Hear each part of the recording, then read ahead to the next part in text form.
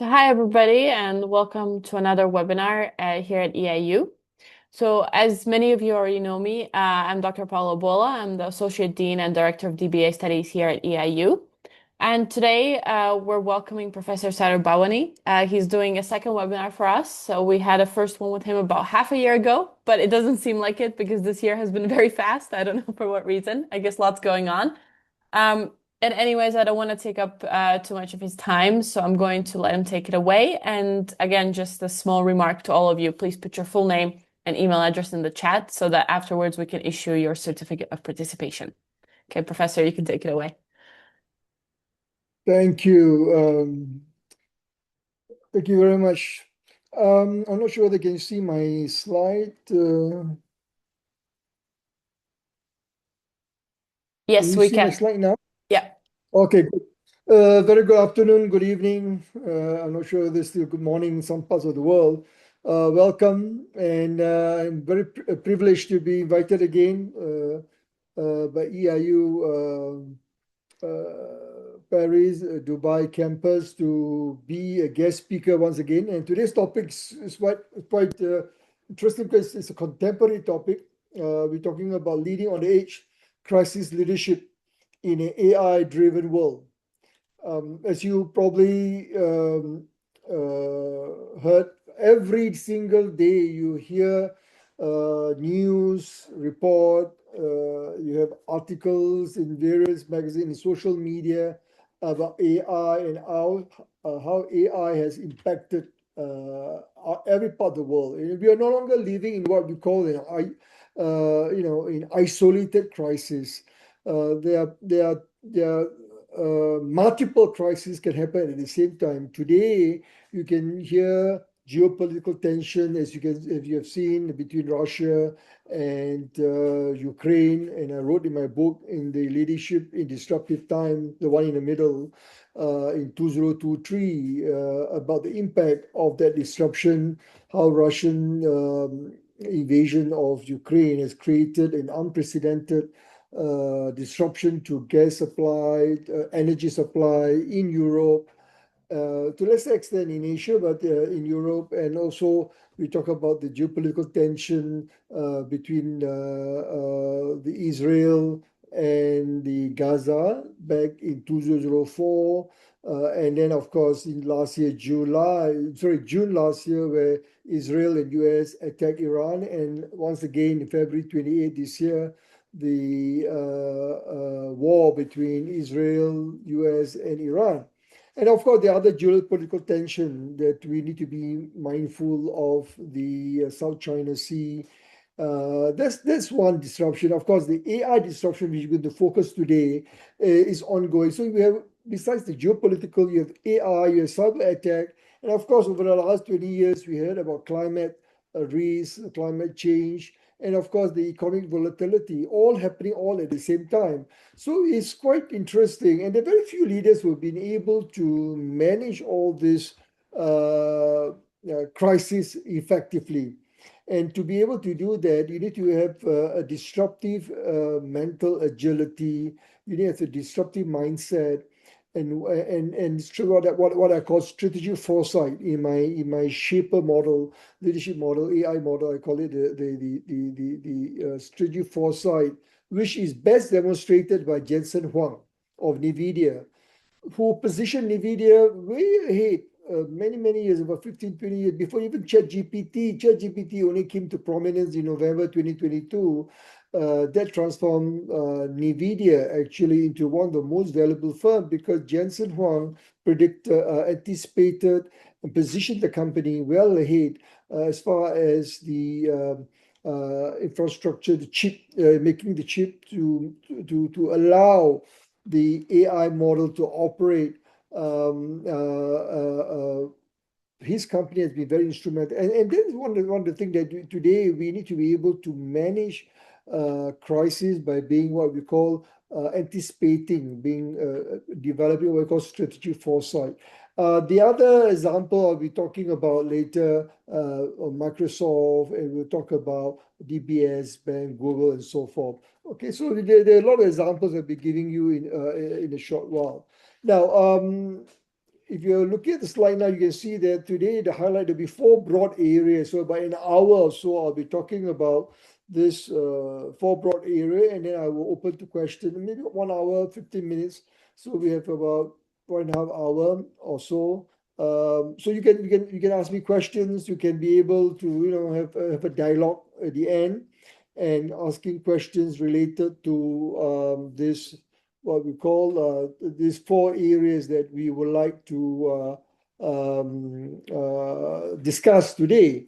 One is the how do you distinguish, as leaders, we are facing tremendous amount of what we call data every day. There is information overload. There's too much noise. The question is, we have or what I call the attention scarcity, and how do we allow ourselves to focus, to have what we call be able to have presence, being present, and be attentive to issues that are relevant to our organization survival, to our organization competitiveness, all these signals that we hear from the market, from the competitors. So how do you able to sieve through? So we will talk about that, some of the ways that you can do that. A good example here, I can talk about Amazon, for example. Amazon is one of the best, under Andy Jassy. Of course, you all know Jeff Bezos. But under Andy Jassy, the organization has gone through tremendous transformation. And Amazon use signals from customer signals. They don't rely on executive opinion that many organizations, many CEOs, many board tend to rely on executive opinion and consultant. In my work, my latest book that is going to come out in November this year, which is called the Shaper model, the leadership model, the human AI collaboration. One of the challenges that I found that leaders today are not really focusing intensively into the customer insights and understanding exactly what do they want. We all know this is the fundamental business 101 about customer insight, but today is ever more important, and Amazon uses this very, very, very well to guide their strategic decisions. Yeah. Second is how do you then, as organization, maintain trust when AI influence critical decision? Do we allow AI to dictate, to make decision that affects customers, affects our employee? So trust is becoming a very important strategic asset. And another example here I can give you is Salesforce CEO Mark Benioff, who consistently emphasized trusted AI and ethical governance in making decisions for the organization. So trust is the new currency, is extremely important, because we cannot take AI output wholesale. As all of you know, you're familiar with hallucination, the question of AI, how do you trust the information that get out of it? And there are instances of AI, people abuse it. The Anthropic, for example, is very good. It's one organization that has been phenomenal. Even work against, or rather challenge the Department of Defense when the DoD wanted to use their model, in the Maven, what we call to use for surveillance for the American in general, and Anthropic refused to allow that. And the other thing about Anthropic recently, probably you heard about MITOS, which one of the model, the frontier model, the advanced model that Anthropic has released about 2 months back, and it decided not to release it to the mass market, only to select a few customers, a few institutions, because it's so powerful that actually it can be abused, and people can use it to initiate cyber attacks because the model is so powerful to find fault in the system. So the question is this: so how do you then rely, if you're going to depend on all these models that has been available out there in the market, how do you protect your customers, your organization?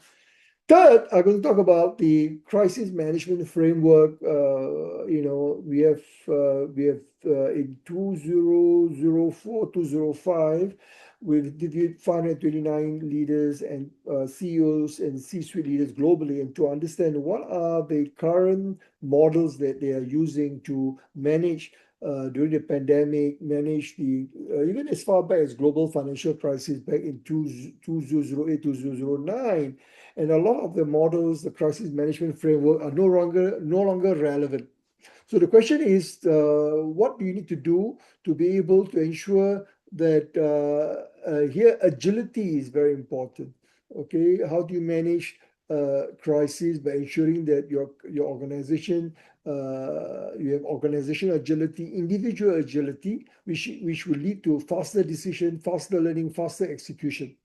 Okay, and lastly, I'd like to spend time talking about what is really important to all of us here is about what we call the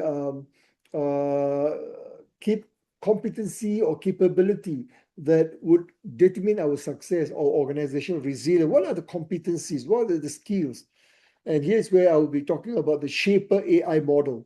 Yeah, where you probably may have received mailer from EIU and my articles or some of the announcement that I talk about the Shaper AI model, where is research-based model based on practical practitioners worldwide who has been able to manage what we call organizational resilience effectively. So remember, it's not about leadership. It's not about AI capability that drives success. It's the leadership capability that determines organizational resilience and success in the future. Okay. So next, I'm going to talk about this webinar. We host a series of webinars worldwide across different university institutions, global, US, North America, Europe, in Asia, Africa. We talk about what the three different themes. I use the word themes. All the books, the series of books, we call it the Future Ready Leadership books, talk about agility and resilience in a VUCA world. VUCA, those of you who are familiar, is volatility, uncertainty, complexity, ambiguity, and the disruption or disruptive world that we are facing today. So the question is, we need to be ready, and that is where the middle book, Leadership in Disruptive Time, talk about how do we prepare our leaders, ourselves and our leaders to be ready to be able to manage the uncertainty in the marketplace. When we look at the Iran-Israel-US war, with the Strait of Hormuz closures, it creates so much uncertainty. So how do you respond? How do you, it's not over yet, by the way, the agreement, although you have an in-principle agreement, the 14-point plan, but we don't know how you're going to evolve, knowing President Trump is unpredictable. We do not know what's going to happen, but we have to be prepared for this war to prolong, to even continue. It's a possibility. We do not know. Yeah, but hopefully we hope for the best, so the world can. Will the world come back to normal? I don't think so. I think Iran have shown that they are not easily giving in. And there's a lot of things we do not know. We don't know what we do not know. There's a lot of things we have to wait and see. So as organization, we have to continue to manage this this agility and resilience to ensure our future readiness.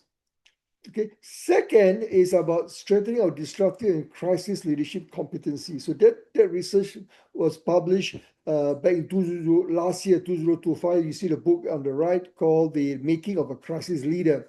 So we went around interviewing CEOs, again, board member, to a lesser extent, mostly CEO and C-suite, global enterprise, both public sector and public sector meaning that government institution, and the private sector, including public listed organizations, Fortune 500, FTSE 100, or we look at in Singapore, Malaysia, China, Japan, Korea, and some of the organizations that has been very successful, and what actually makes or what drives the success. We look at the leaders' competency and skills.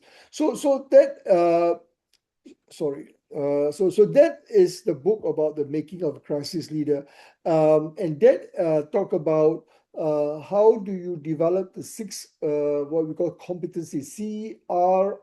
CRISIS is acronym. The six, and I'll go through it in detail later.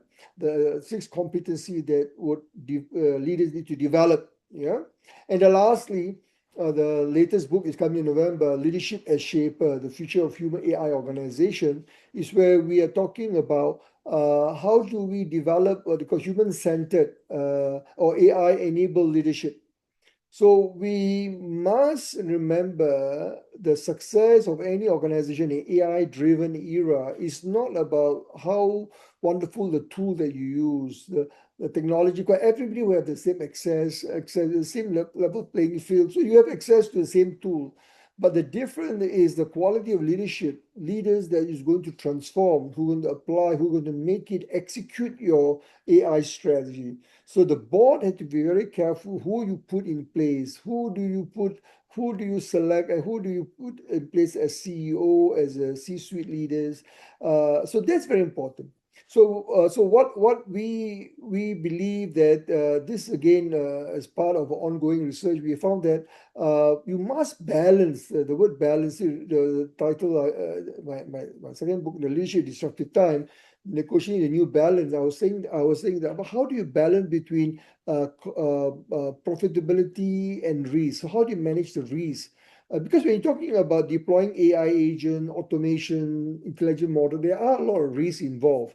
But you can balance it with the leadership skills, empathy, ethical judgment, value-driven leadership. All these are very important, and that will help the organization to mitigate the risk, okay, and to be able to what we call ensure that you are ready to meet the challenges in a AGI driven world. AGI stands for Artificial General Intelligence. It's not here yet.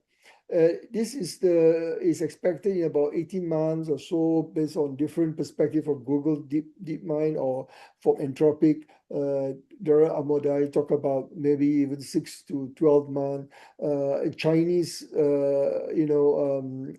researchers everybody's racing to develop the next AGI model, where the AI can behave, think like human. It can do everything autonomous beyond the agentic AI today, but the AGI, the artificial general intelligence, is the next level where we would need to be very careful because they can take over, a lot of things.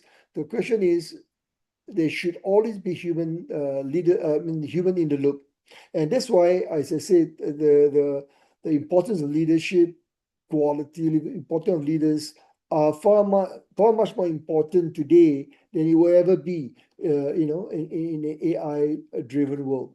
Okay. So the first question that the first topic that we talk about just now. So how do we if you look at all the major crises in 2023 in the book called Leadership Disruptive Time, so I was talking about the 6 major disruption: geopolitical, climate change, pandemic, cyber threat, economic volatility. We talk about the disruptive, innovative technology like Gen AI and agentic AI. All this overlap, and they're cascading, the disruption happening all at the same time. When you have geopolitical tension, then you have the supply chain disruption, then you have the new global order, like what Trump, with tariffs being imposed, on the Liberation Day, as you know, when Trump took office for his in the second administration, and what happened, the war, tariff war, and all these things, many companies are caught off guard. They're not ready. So one good example, I would say, that would be Apple. Tim Cook has been quite very savvy. As far back, about 15 years ago, I would say maybe 12 years ago, 12, 15 years ago, Apple has started to diversify its manufacturing beyond China. It moved to India, and I was in Vietnam several times, and I look at the plant, the subcontract, and subcontractor that Apple is phenomenal, and they diversified the risk. When Trump imposed huge tariff against China, Apple in a way mitigate their risk. Okay. Second is about accelerating technological disruption, which I found that outpaces adaptation. So in other words, organizations are not able to reinvent themselves. Leaders are not able to respond or to the change that is happening quick enough than the disruption that's happening. So they're always lagging. Leaders are always lagging behind. So this is very, very important, because we found that a lot of organizations adopt AI without having clear guideline, clear policy, ethical policy, governance, being clearly laid out for the employees, for the industry, for the customers. So this creates quite unstable inequality, mistrust with customers, and so forth. So the accelerating technological disruption create possible crisis or polycrisis, many crises. Yeah. The third one, that what we have found, is that the climate change. Today you see it's quite very common to see drought. You have floods everywhere, and 2003 in Pakistan. I mean, in many parts of the world, you have floods where you never heard before. The weather, so unpredictable, and that impact biodiversity, impact food supply, impact a lot of the food system and economy, where it would affect affects country which are not prepared, to mitigate those risks. So the climate change is going to multiply further, add on to another crisis. And then, of course, the next one is the health crisis. Recently, you heard about Ebola. Of course, the COVID-19 pandemic that we went through in 2020 until 2023, it's not over yet. Although it's become endemic now, the COVID-19 is still around, but lessons that we have learned is that it can impact, COVID-19 impact every industry, every organization, institution. So we need to be prepared, because the health crisis, COVID-19, has really revealed the inadequacy of preparedness by government institutions, by organizations, to be able to manage public health issues, to be able to ensure employee, customer safety. Okay. And lastly, what I call the feedback loop, where we found that we call it perma-crisis or permanent crisis, where continuous, prolonged crisis like the Ukraine and Russian war, it's not going to be over anytime soon. That going to create in Europe, mostly in Europe, the challenge. Europe is facing tremendous challenge as far as energy supply is concerned. Also, how do we prepare our people, our employees, to be able to manage to this perma-crisis phenomena, meaning that it can be prolonged crisis. Just like, for example, you look at U.S. Israel attack on Iran. President Trump thought, the U.S. thought that it can be like Venezuela. They go in, plug Maduro out, in a one-day affair, and they can do the same thing in Iran, but it's not. And it's totally different. Iran is not like any other country. It's a long history. And this is something that we need to be mindful. We cannot just rely on AI. When the US and Israel attack Iran, they rely a lot on AI, on the Maven, the technology, which has, of course, tremendously impacted Iran capability to retaliate. But the challenge is, how do we ensure that the systems, that the recommendation from the technology, the AI system, are up to date? For example, I don't know how many of you were on the February 28th when the US attacked on the first day of the war between Israel, US, and Iran. They attacked a school, a girls' school. The US attacked, and the information that they got from the Maven, the technology, I think I can't remember the exact number of casualty. I think it's 200 over girls, young girls died. But it's atrocious because they did not the system did not update itself, or rather the information that was generated by the Maven, the AI system, to the DoD, Department of Defense, was not up to date. Because of that, the target package had changed, and then the location, previously where the school was located, was the IRGC base. But they have moved out, and that place was taken over by school.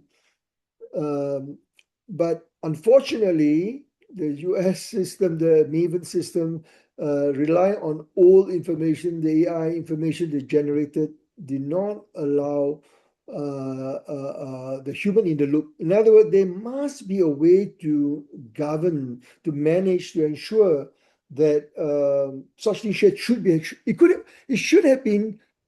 could have been prevented, actually. In my view, is very disappointing, very disappointing, and very sad, and that you have young lives being affected because of this inability to create a loop, to have the human in the loop within the AI system that you deploy.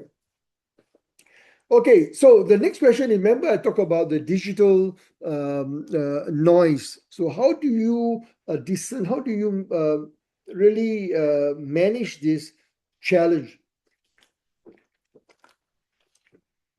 Because in our research, we found that one of the biggest challenge is that it's not about information scarcity, it's about signal overload. And today we have many data, data analytic model, predictive model, everything coming up. But what is lacking is leadership wisdom. So I repeat, what is lacking is the leadership wisdom. So how do we ensure that we are able to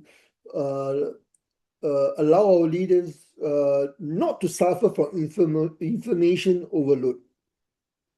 Okay, so the question is, how do we prepare them? How do we sieve this information? So that's where it's very important to not just rely solely on the data from AI, and you need to have a human AI collaboration. I say you need to use the human intuition to contextualize the situation to be able to make the decision.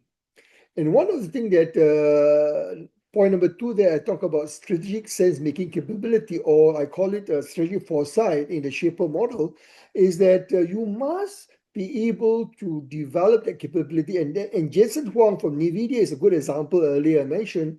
He anticipated the AI infrastructure. And he's famously talked about the 5 level, you have the energy at the bottom, then you have the chips, then you have the infrastructure, the cloud, the data server, then you have the models, LLM models, then of course the last one is the applications for the different industry, different purposes and so forth.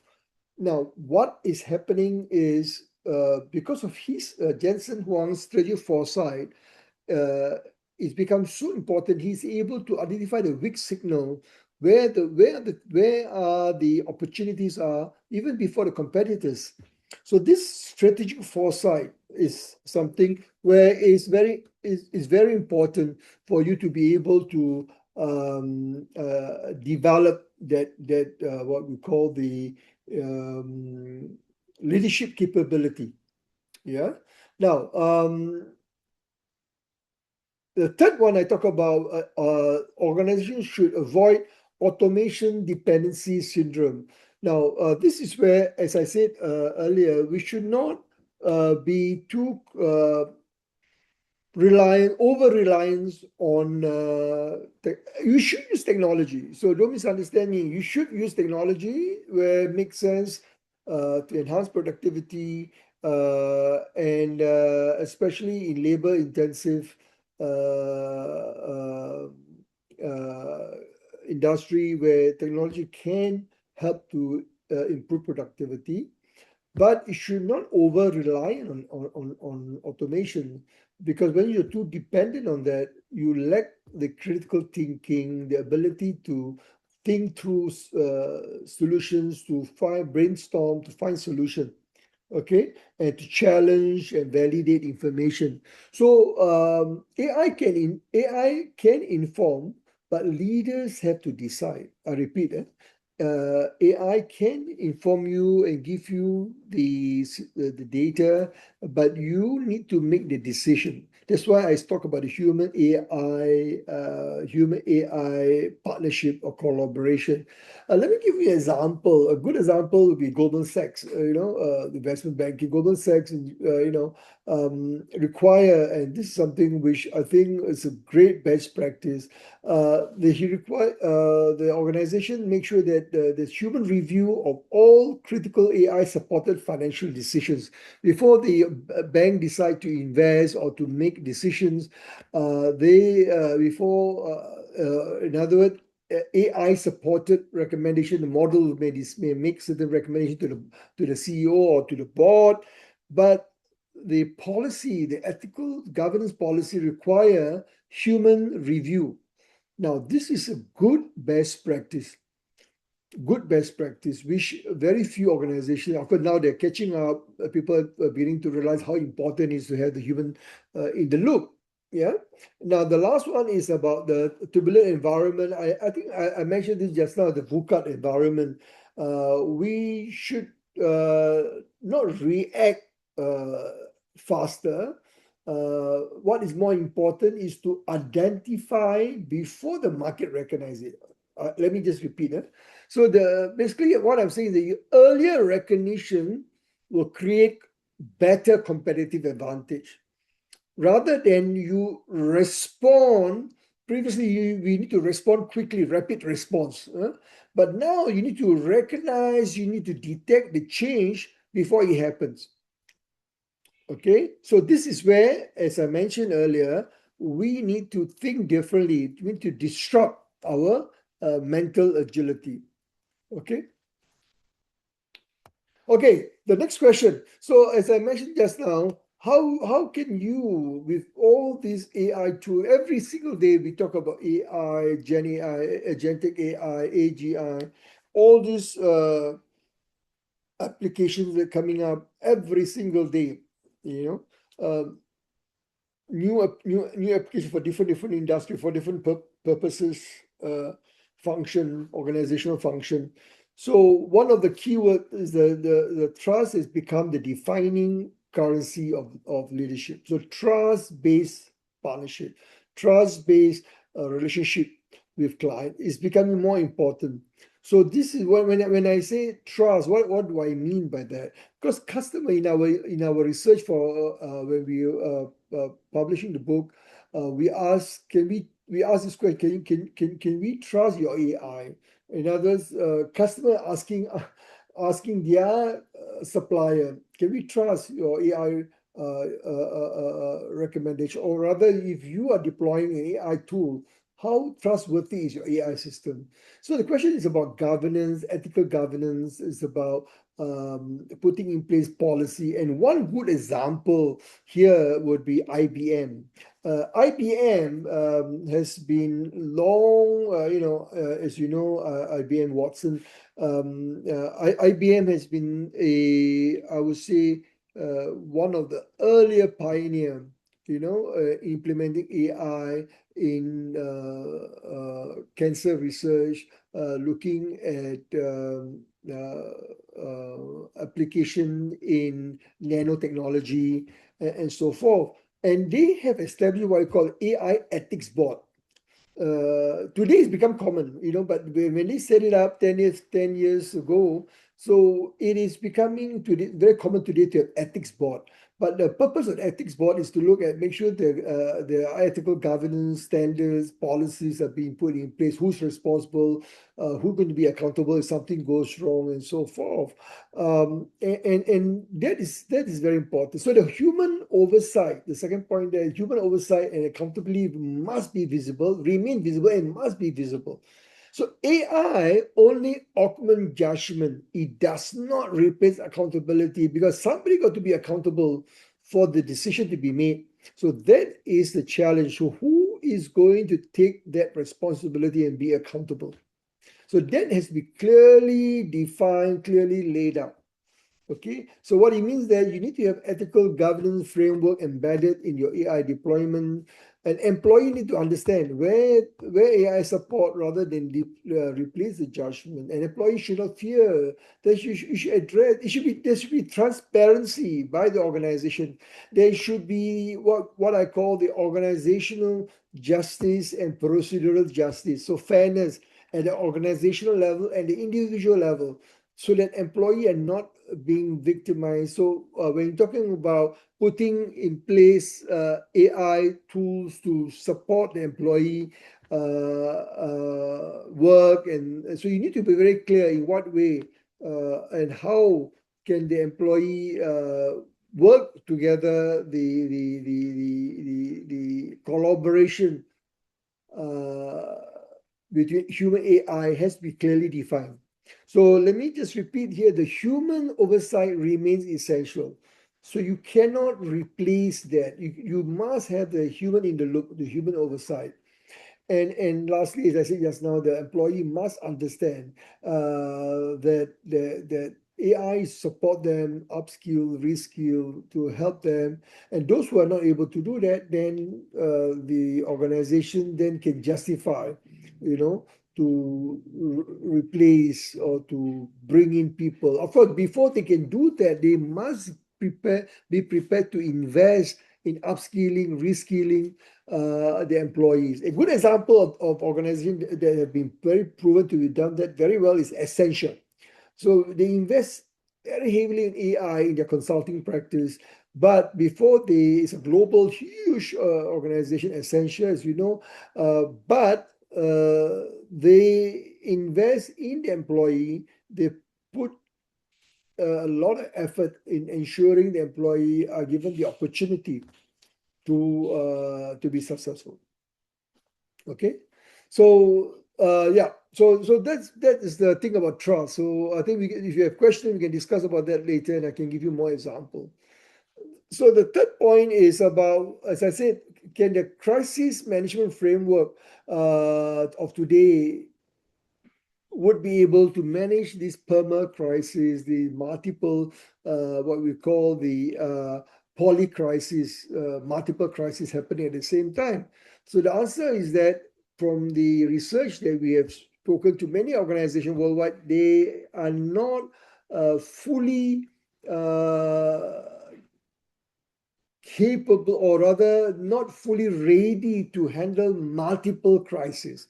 So question is, how do you handle when you have polycrisis, multiple crises happening? Okay, so this is where we have the crisis leadership model, which I'm going to go in a next slide in detail later. And how do you use that model to ensure you communicate, create resilience, develop strategic agility, building trust, and recovery and reinvention capability to move forward recovery after the crisis. So I will go through that more in detail in the model in a short while, but this is what we have found missing in a lot of our company, and the model was developed out of the what is lacking in the industry, what is lacking in an organization that has faced a lot of crisis. We went back as far back as the Asian financial crisis back in 1997, 98. Most of you probably may not remember that, but there was a huge, starting in Bangkok in Thailand. Then the IMF came in to provide support for Thailand, Indonesia, Malaysia.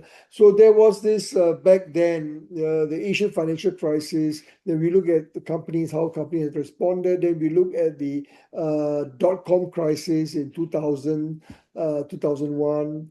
Then we went in to look at GFC, Global Financial Crisis, in 2008, 2009. Then we look at the pandemic and so forth. Okay. So lastly, the future model, when you're talking about crisis management, you must be able to rely on the leader's ability to sense, interpret, decide, execute, and adapt at the digital speed. So it's very quickly. So you need to use this. Why the AI is a very powerful complementer. So AI can help. It is a very important tool to be able to manage the mitigate the risk by using all the various applications, the relevant application in your industry to help you to manage this risk that is evolved due to the crisis. So the keyword at the bottom, I wrote there: lead with clarity, act with agility, and recover stronger. So the outcome of the this is the model. They call it the crisis leadership model. It's from the book, the 2025 last year book, The Making of Crisis Leader.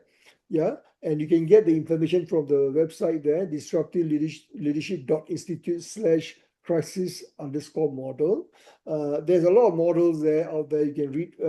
I put all the models from the book out there. I shared all the models in the all the various book, all the 5 books is all in the website. You can read up, and you can also later give you the link to the newsletter, where every week there are articles about crisis disruption, AI-enabled leadership. You can read up. So this crisis model, let me just explain so later when you have questions, you can go in and go a little bit more in detail if you have any questions. So when I talk about crisis, when I consult, organization came to me and asked me for advice, and sometimes when the crisis hit them, they come to me and to coach the leader, the CEO or the board asked me to coach even the chairman or the directors on how to be able to respond to crisis. So my experience is that the quality of leadership is exposed faster than any other time during crisis. So in other words, if you want to really measure how effective a leader is, that is the time. Look during time of crisis. Because during time of crisis, you really expose people. It really reveals their leadership weaknesses. And of course, employees during crisis looking for hope, looking for direction, empathy. So leaders need to demonstrate how to navigate uncertainty while strengthening trust, resilience, and organizational performance. So let me start with the first one on the top left, communicate. The CRISIS is an acronym. The C stands for communicate. So you adopt empathetic, you listening, connect to deeper sense of purpose and stability. And a good example during COVID-19 is this guy, gentleman called Ans Sorensen from Marriott International. He's passed away since then. When COVID-19 in early 2020, when it really devastated the global hospitality industry, Marriott went through a tough time worldwide, and they had to close many of the hotels in China, worldwide, but in China was very badly affected. So rather than hiding behind corporate statement, he faced head on. Ans Sorensen recorded a very deep personal video message, and he was undergoing cancer treatment on stage 4 cancer. But he visibly he was so passionate. He addressed the employee they are called Marriott associates. They're not employee, but they call it associates. So he openly acknowledged the severity of the crisis, explained the difficult decision that the company had to take to let go, that the executive had to take pay reduction. He talked about empathy. He spoke with very deep empathy about how it affects the employee, their family, and he really understands. So his authenticity resonated strongly with the companies, employees, stakeholders, and that is a clear example, masterclass of leadership communication during time of crisis. You can still preserve trust even during painful restructuring effort where you have to let go people. Yeah. So go to YouTube, just or type Google Ans Sorensen, Marriott International. Look for the video, and his message is very powerful. Second, is the R is resilience. And here the resilience I'm talking about, the two resilience. One is for the three, actually there are 3 dimensions: resilience, operational, emotional, physical resilience to manage, mitigate the risk. When you talk about personal resilience, okay, personal is about managing your own emotional, physical well-being. That's important. So during time of crisis, during COVID-19, we all talk about mental wellness. Okay. Then at the personal level, then on the team level, you need to sustain morale of your team. Make sure they remain cohesive, team bonding. People perform under pressure. And when we talk about organizational resilience, it's about ensuring the whole organization systems, the processes, operation can withstand ongoing disruption. So resilience here is not about avoiding adversity. It's about how you lead effectively through it during time of crisis. A good example here I may share with you is Mary Barra. Mary Barra is the CEO of General Motors. GM faced multiple crises in the mid-2000s with the emissions switch safety scandal, the global semiconductor shortages, supply chain disruption, and the industry transition to electric vehicle, EV vehicles. GM was faced tremendous challenge. So she was facing safety governance issue, and pressure from regulators in US for transparency in Europe. And of course, the huge investment in EV technology that is required to face off the challenge by the Chinese car manufacturers and so forth. She made all those commitments to reshape GM, General Motors, long-term strategy. So this is an example where I think resilience I believe there are very few organizations have leaders who are able to do that well. The next one is the shift the mental models, as I mentioned about disruptive mental agility. How do you shift your thinking, respond to the crisis, question your business model, challenge your long-held belief, your values, rethink, redesign, It's about mental agility and how do you disrupt yourself to be able to see the bigger picture. Yeah. And then then you have CRI, then you have the intelligence. So I mean, not the intelligence, just not the R intelligence, AI. We talk a lot about AI during a crisis. How do you use AI to provide decision support tools to give you insights on how to make decisions? But at the end of the day, AI is only a tool, enabler. But it's you as leader, we as the human has to make the decision. So there have to be accountability by the leaders themselves. Okay. Then we talk about the CRI, intelligent S shift the meta model. Then I again inspiring leadership, how to be honest, authentic, inclusive. Another good example is during time of crisis, during the both occasions in New Zealand during COVID-19, Jacinda Ardern, and also the attack against the mosque in New Zealand, where she rallied the support, goes to the Muslim community, really relate. She's being authentic, being honest, empathetic, create trust with the community. And lastly, it's about how do you structure the recovery plan during the COVID-19. A good example is Airbnb. I travel a lot, so I use a lot of Airbnb worldwide. One of this during COVID-19, they were badly affected. 80% of the booking, when in my book, I talk about, how the organization faced upheaval. 80% of the booking was canceled within weeks. So what Brian Chesky, the CEO, did was he initiate a structured recovery strategy, include, of course, laying off employee in a very, doing a proper way with compassion. How then he strengthened the host relationship using the downtime to working closely with the host, and then reposition Airbnb around domestic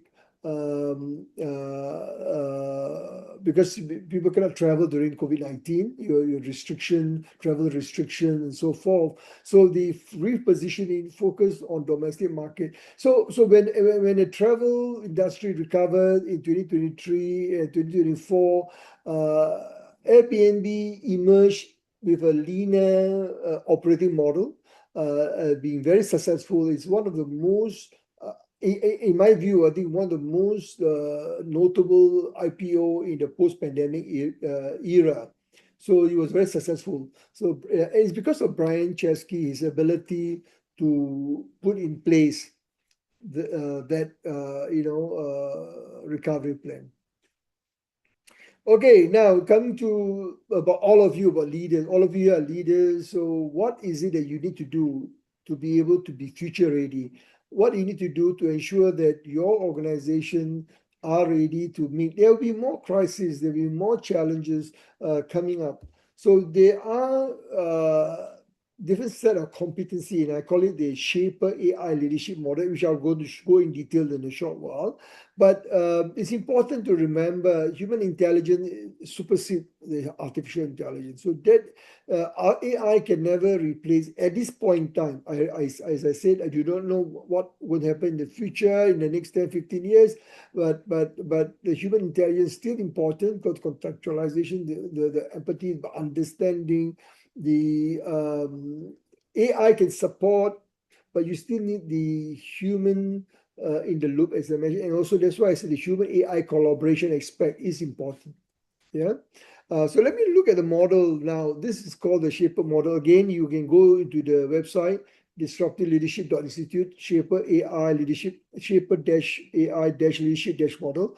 You can go to the disruptiveleadership.institute under models. You can see all the models. So this is the latest where you're going to be published in November. You're one of the very few to see this, where is based on the research globally on what organizations that are implementing AI are facing right now. In other words, the AI tools, the capability, and now we have designed masterclass worldwide, leading in the AI era using Shaper.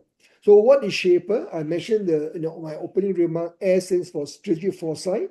I talk about NVIDIA, and that is a good example about NVIDIA. And I think that is something which all of us must remember.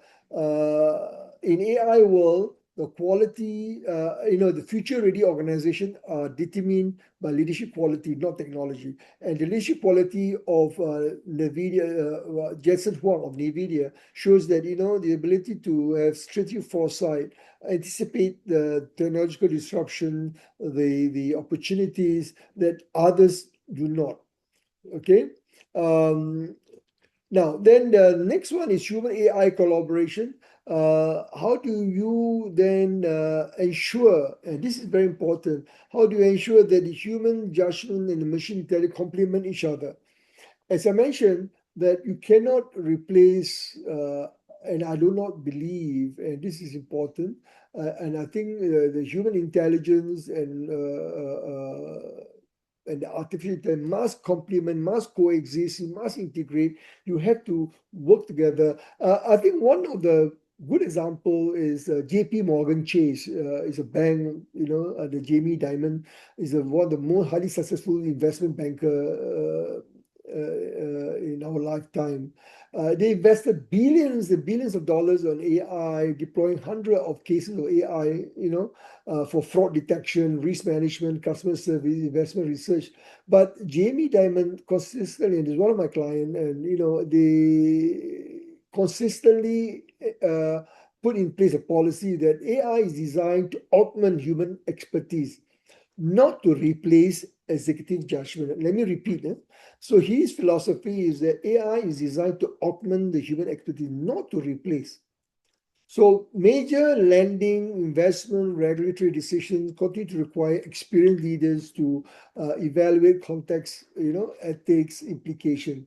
So what's the lesson we can learn from here is that AI accelerate analysis, but leaders remain accountable for judgment. That's why I say the human AI collaboration is going to become more important. Okay, AI is not to replace the leader, but leader has a far more important role to play. Okay, then the third one is adaptive and crisis leadership. So here is where we talk about how do you prepare and demonstrate, prepare your organization, your leaders for future crisis, future disruption. So this is where you look at Amazon. Amazon is a good example. I mentioned about Andy Jassy. He emphasized the AI tools. Use it to look at future disruption, to remain agile, and to remain what we call to demonstrate organization agility. They use AI in one of the business called AWS, Amazon Web Service. They use the generative AI tools, customized, of course, for their purpose, for their organization, because they have warehouse robotics, demand forecasting, logistic optimization, even Alexa, which is Amazon has been able to integrate throughout all the business within the organization. Okay, then the fourth principle, the Shaper, the P in Shaper is about ethical AI leadership. I mentioned it just now about Goldman Sachs, about IBM, and I think IBM is a good example where Arvind Khanna, the CEO, put in place, as I said, even an ethics board.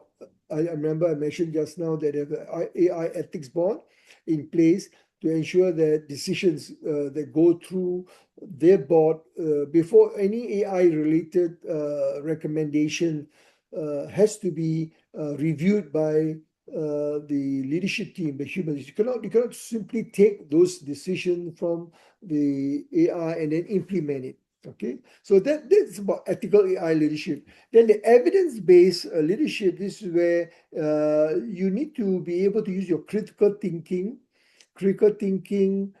cognitive readiness in making decisions. So you can use those information. It helps you to look at multiple. AI can do better than anyone, but it can look at multiple data, very in-depth processing, the greater processing capability. The tools can, the AI tools can do a far better job than anyone, any individual can do.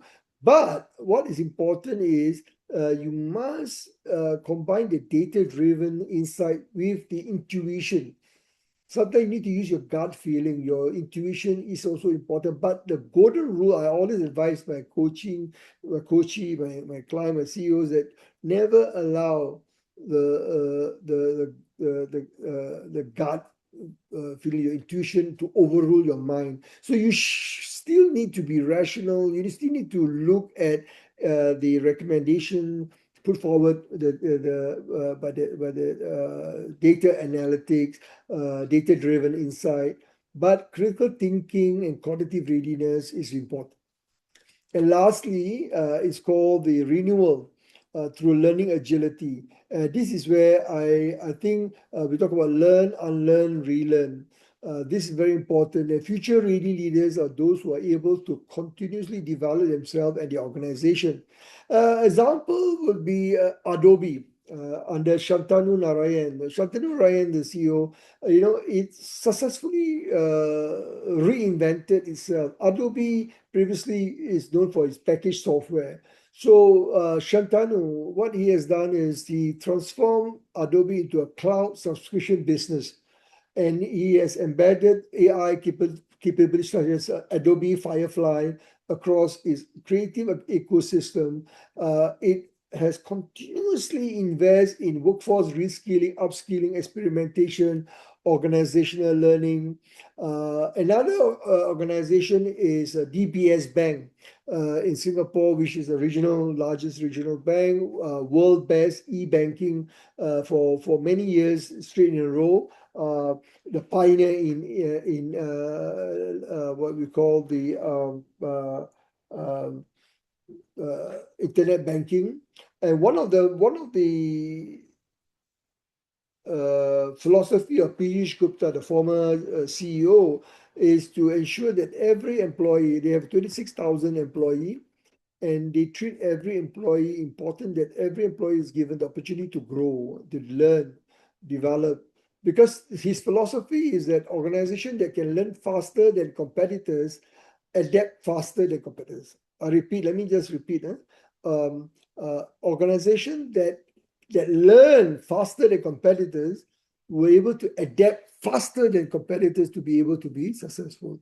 So let me just sum up here. The closing message here for Shaper model is not simply just a leadership competency model and framework. It's an integrated leadership architecture for organization operating in an era where AI disrupts in geopolitical uncertainty, continuous transformation, and becoming the new normal. So leaders who master this six capability will not merely respond to the future, but they will be able to shape it. Okay. So I look forward to hearing from you. If you have any questions you have, your own experience you can share. So let me just conclude here is that 5 points I want to conclude. Number one is that leadership in the AI era is no longer defined by clarity, adaptability, resilience, but it is not measured by how much control leaders has over the organization, but the speed and complexity of today's business environment, making it very nearly impossible for all of us to have complete information about everything because of the VUCA environment, as I said, ambiguity, the volatility. So you need to be very adaptable. Okay, you need to be very adaptable. That's important. Example again, Microsoft, Satya Nadella. Satya Nadella has been acknowledged to transform Microsoft. He's the third CEO after Bill Gates, Steve Ballmer. Satya Nadella is the third CEO, but he is the most successful CEO who has transformed Microsoft by fostering a culture of continuous learning, adaptability, innovation. This philosophy has positioned Microsoft to be one of the most leading AI-enabled enterprise. Okay. Second one, we talk about future-ready organization. As I mentioned, that you need to be able to deploy AI to improve efficiency. I mentioned about Jamie Dimon from JP Morgan earlier. Third is about how do you move away from crisis playbook more to adaptive system. The crisis model that I talk about, example during the COVID-19 pandemic, I mentioned just now about Airbnb and the Brian Chesky. How we able to pivot, to home, to domestic business, and then restructure itself ready for rebound when COVID-19 recovers. The fourth point I talk about, of course, the crisis leadership model, the shaper model that I just described. These are framework. These are tools that allow you, help you to navigate uncertainty. But I introduced the only these two today. I introduced you to, but there are many other models that in my website. You can go in DisruptiveLeadership.Institute. There are many more than 25 models that has been used over the years to help leaders to reinvent their organization and to develop high performance organization, HPO. Okay, and the last point I like to state here is that ultimately the leaders who shape the future are those who are able to lead ethically, inspire trust, continuously reinvent themselves, learn, unlearn, relearn. I repeat, learning agility is far much more important in today's AI-driven era because of technology is changing so fast. You need to learn, unlearn, relearn quickly. And to do that, by doing that, you enable yourself or your organization to anticipate rather than react. You can be able to lead with integrity than fear. You inspire trust rather than demand compliance. So that you need to lead with authenticity.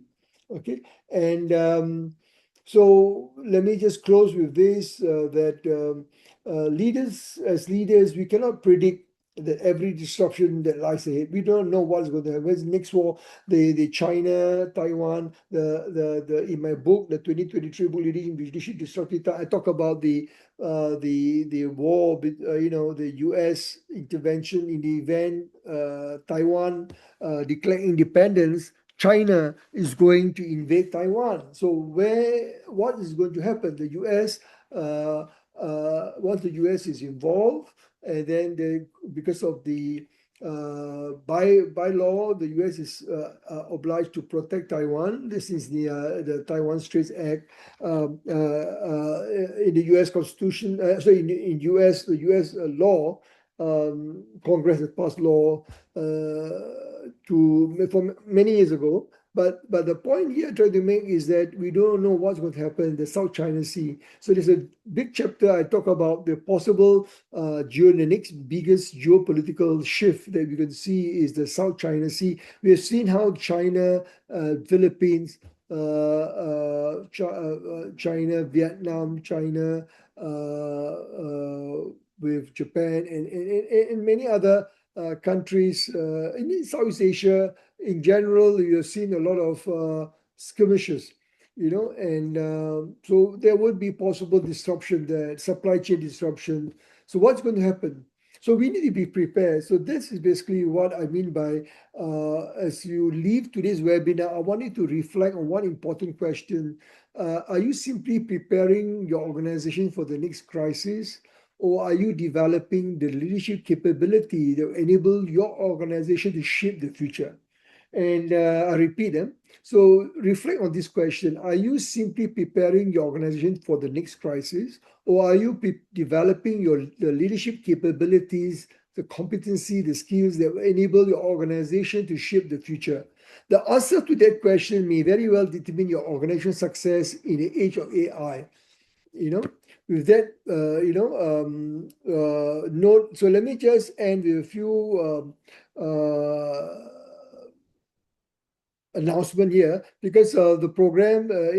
I'm a adjunct professor, a professor of practice with European International University (EIU), and we have designed program the Masters in Disruptive Leadership and Masters in Digital Transformation, where we have AI incorporated module, innovation, AI leadership, human AI capability. We talk about design thinking. It's all of these are in the program. So you can get it from the EIU website. There you can go to, or you write to info@eiu.ac to get information.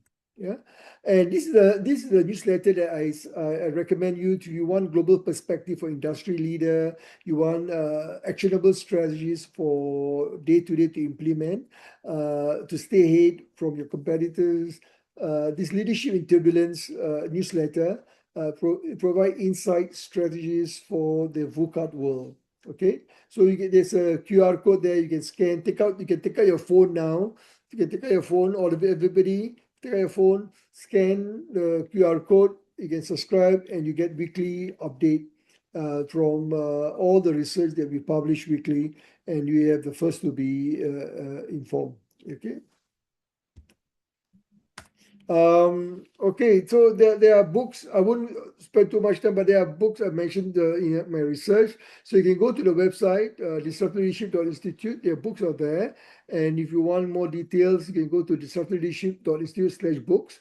All the books information is there. If you want to get for yourself, you can go to Amazon.com or Barnes and Noble, any of the global online retailers. If you want for your organization, for your leadership team, bulk purchase, you can let me know. Write to me, Sarthar.Bawani@disruptiveleadership.institute. We can discuss further for your bulk purchase. Yeah. Okay, I will end here. Now hand over back to Paula for the dialogue session, interactive Q&A. Paula? Yes, thank you, Professor Sutter, for the webinar. Thank you for doing this for us again. At this time, I want to welcome anybody who has any questions. I would prefer you guys to speak up and have a discussion. But if you can't speak up, you can put it in the chat and I'm going to read it. Anyone, any questions, any points for discussion?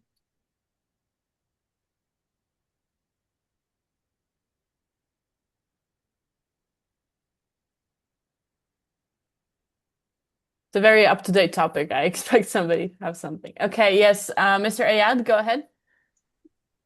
Good afternoon, everyone. I'm in Kuwait currently, and I want to understand how AI can mitigate or avoid or eliminate crises like what we faced in GCC conflicts recently. How AI can help to understand some mentality of decision makers or leaders, and we are not able to understand their decision. Is it correct or not? Is it fake or not? Is it visible or not? Is it continue or discontinued? So we need to understand how AI can help in this. Thank you. Sorry, Paula, it's breaking up. I cannot really hear. Can you just, if you can help me to recap the key point of the question? Yes, he was asking about how AI can help in leadership in currently the crisis that's going on in the GCC countries. Yeah. So I think yeah, it's a good point, a good question. As I mentioned, all this information that AI generated, AI insights about strategy planning, about preparing for future crises. The crisis, it's not surprising because Iran during President Obama, when they signed the JCPOA back in during President Obama, the 20. I can't remember exactly the exact time, but 2018. I think 2018, and what happened at that time? The Israel already indicated they're not very happy, and then so many organizations have anticipated that there's going to be war, going to be in a lot of GCC countries at that time. Because they're dependent on US and very heavily dependent. So the question is this: how can we then prepare ourselves by? This is where I talk about strategy foresight, anticipating the future, planning the future. You need to look for the data. All this insight is only helpful to provide some frame of reference, but you need to anticipate and then make the decision. What do we need to do? How do we mitigate? How do we mitigate our supply chain disruption? Because in the GCC, with the Strait of Hormuz, that the disruption was huge to businesses worldwide, supply worldwide. What happened in not only the oil supply, I mean, in all industry, major industries are affected.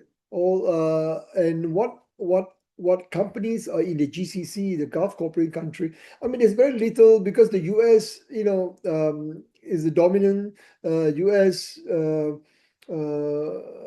dictate the policies in the GC in their presence in many of the GCC country bases. That's why one of the requirement that the Iranian deal, or the terms of negotiation, is that they require that US have to leave from the Middle East, or rather, especially those countries, Bahrain, Qatar, or UAE, and Kuwait, and so all these countries. Now with this new era, the new normal, what is going to happen is that you need to think about, without the US there, what's going to happen. So this is what's going to happen. Iran is going to play a more dominant, a more assertive role. So how do you ensure your businesses are ready to diversify, to find ways? So AI, the question is about AI only as a enabler in providing information. The decision lies with you as a business leader on what you need to do. So we should continue to rely on AI to provide the data, because as long as it's reliable, but be mindful of hallucination. AI sometimes provide things, information may not really be truthful. So you need to check, double check. You need to be very careful so you don't rely on one particular source. Yeah. So I think this is going to be ongoing, going to continue. So my advice is, Mr. Yat, is to really keep an open mind. Look, if you're for your own organization, look for opportunities to really mitigate and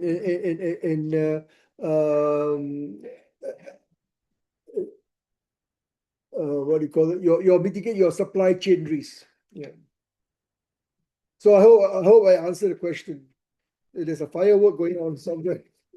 Yeah, thank you very much. But also, I want to understand how AI can understand the Trump decisions. That's all. Trump decision. Nobody can understand Trump. See, Trump, President Trump, actually, back, I was expecting in 2018 for Hillary Clinton. I met Hillary in Singapore, and I was expecting her to, when she was under President Obama,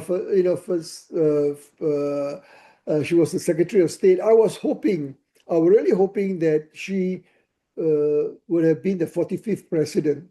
But of course, there's another topic. I have done the analysis and why she lost. But Trump is very unpredictable. So the question is that nobody really can understand Trump. No one understands Trump. So this is something that we have to be prepared. This is the disruption, the uncertainty we talk about. We just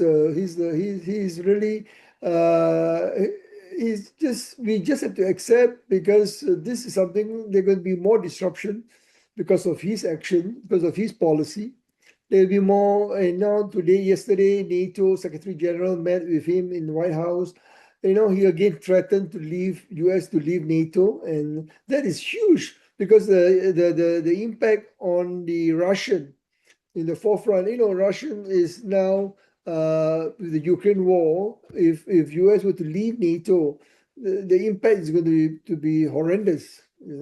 So this is a thing that Trump can say, but again, you must be prepared that it can happen. Trump is very unpredictable. Any other question? Thank you, sir. Yeah. Yeah, Professor Sattar, I have a question. yeah. Am I audible? Yes, we can hear you, Mohammed. Yeah. So, like we are discussing about the AI for the future crisis analysis and all. So, is there any analysis being done or it is in progress, like future predictions, like what next crisis are going to come in future?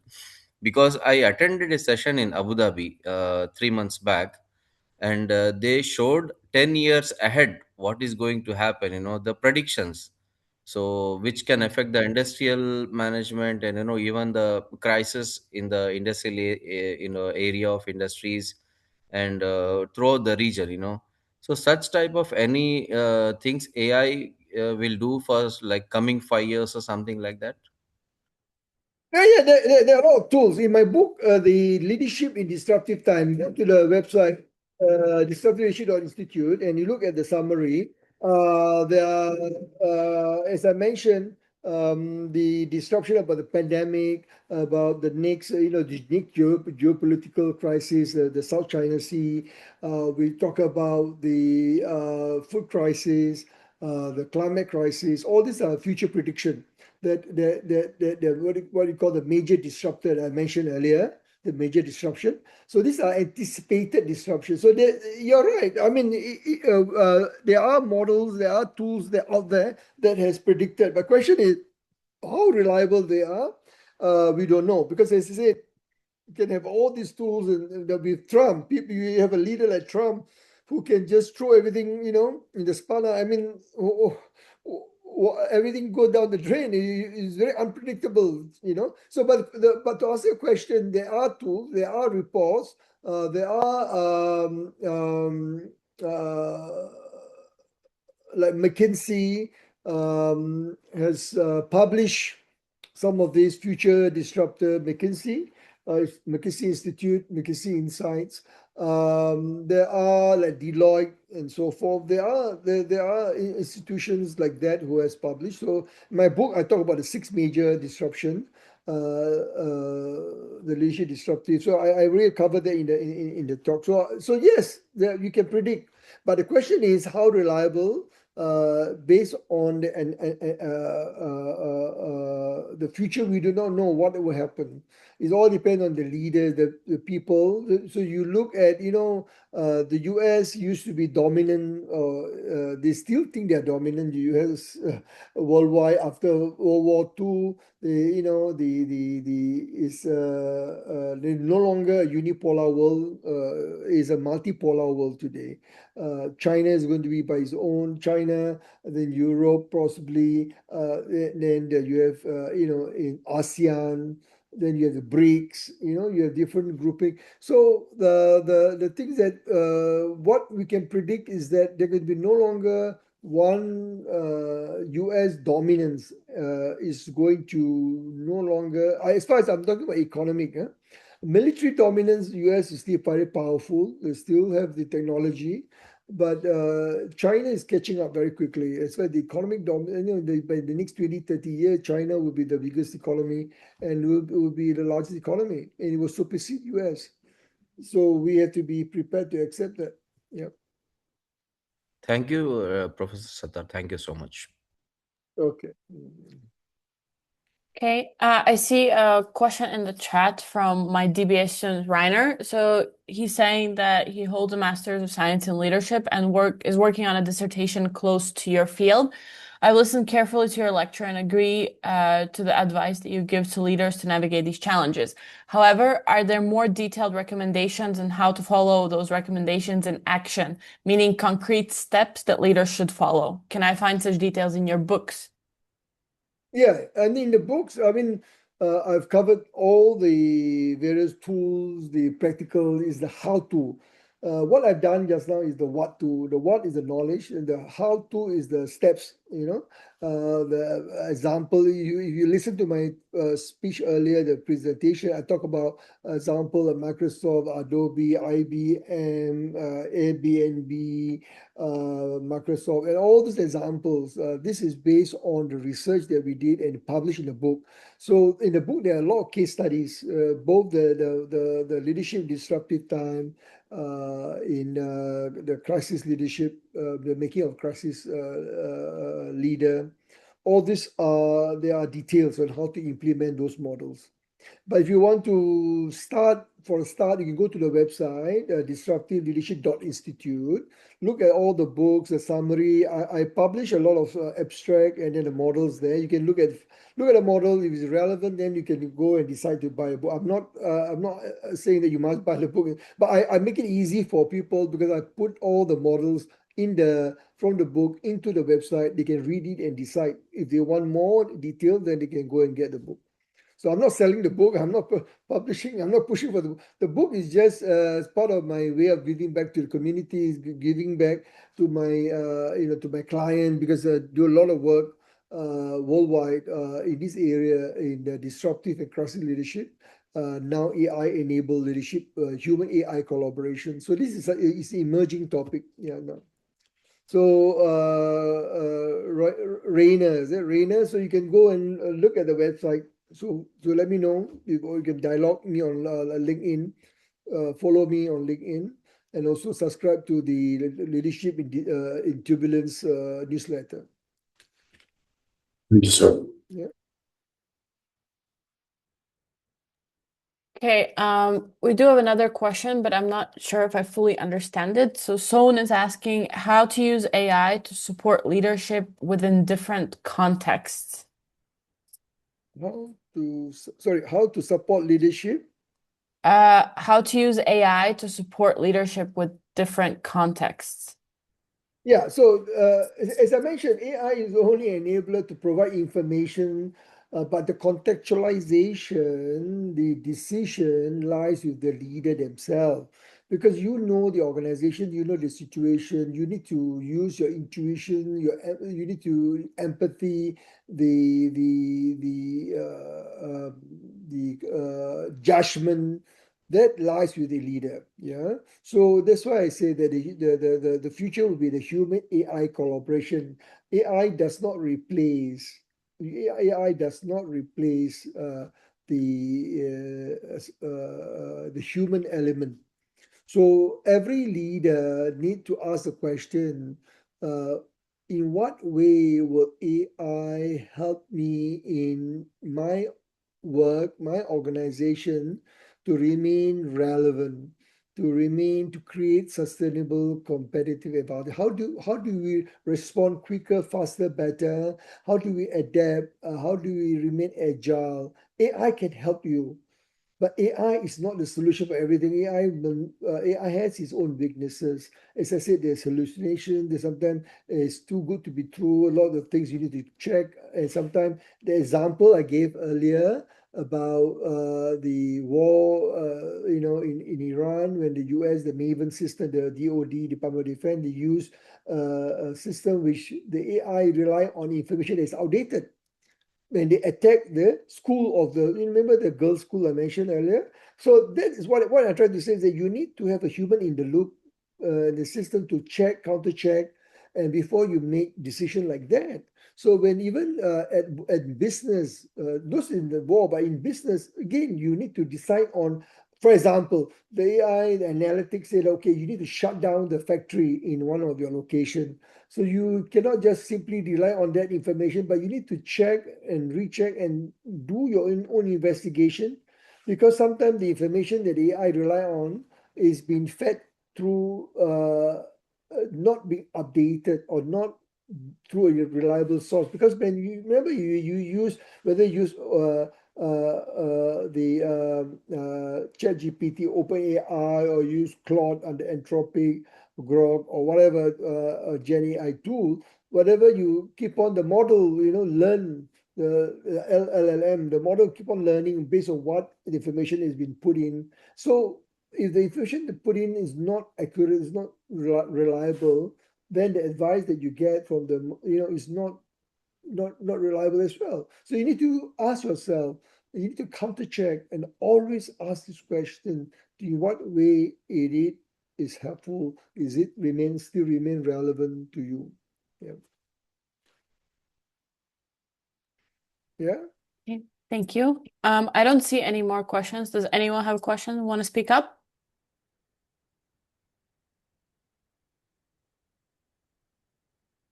Okay. If not, I mean, you can connect with Professor Sutter on LinkedIn. He was so kind to also share with you the QR code that you can follow or the link. So please do connect and stay in touch also with us, with the EIU and with the webinars. So I think that most of you have joined our webinar WhatsApp group, and I will send the link again in a second in the chat. If you haven't yet done so, please put your full name and email address in the chat so that we can issue your certificate of participation. And Professor Sutter, I'm going to now quickly share the screen. That's your certificate of appreciation. So thank you very much for doing this for us again, and I will send this to you on WhatsApp as well. Okay, for those of you who want to scan the code, sorry, Abdullah. So, Yeah. Paula, so there's a code there. You can share you can take a snapshot, and all the contact information is there and on LinkedIn. So you can connect and then you can discuss more on LinkedIn. Thanks, Paula. Okay. Yeah. Yes, so please do connect, and I hope to see you all in our future webinars. So those of you who are our students, I'll be sending always the information also straight into your calendars. If you have the time and you can join, take a break off your professional responsibilities, then we will be always happy to welcome you. If not, these sessions are also recorded and we will share the recordings. And just before you leave, I'm going to share our WhatsApp group link in the chat. In case you're not a part of it, then you can join it. And yeah, please stay informed and take care. Stay safe, everyone. And I hope to see you very soon again. Bye-bye, everyone. Good night. Okay, bye. Thank you very much. Welcome back. Thank you, sir. So Thank you.